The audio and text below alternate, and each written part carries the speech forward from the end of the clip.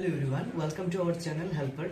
तो इस चैनल के थ्रू हम लोग कॉमर्स के जितने भी डीएससी पेपर है एंड जो आउट डिपार्टमेंट के आईडीसी एईसी पेपर है इस बारे में हम लोग डिस्कस करेंगे। तो आज एक इम्पॉर्टेंट टॉपिक को लेकर डिस्कस करेंगे, पीओएम प्रिंसिपल्स ऑफ मैनेजमेंट।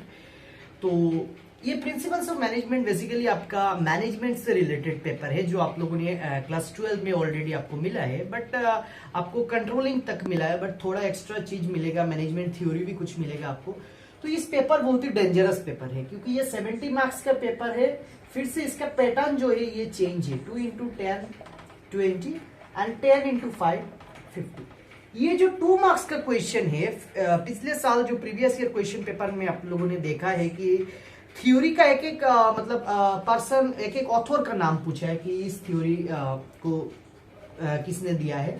तो ऐसे करके इसमें रहता है 20 मार्क्स एंड 10 मार्क्स करके 5 क्वेश्चन। और इसमें सबसे ज्यादा असम यूनिवर्सिटी में बैक लगता है जो है पीओएम में। इस बार पीओएम में ज्यादातर स्टूडेंट को बैक मिला है।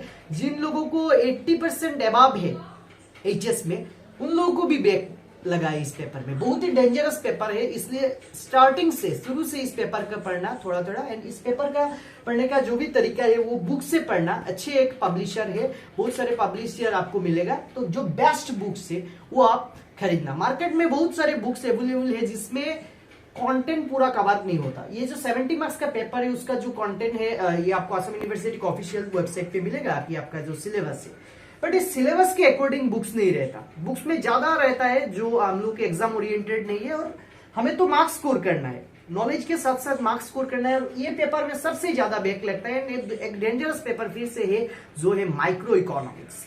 तो ये पेपर को कवर अप करने के लिए आपको बुक्स पढ़ना है अच्छे से, रट्टा के कंसेप्ट में मत जाओ।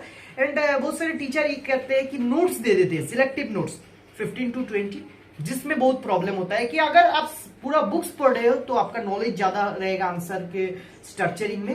एंड अगर आप नोट्स सिर्फ पढ़ रहे हो तो उन्हीं में आपका जो नॉलेज है वो सीमित रहेगा।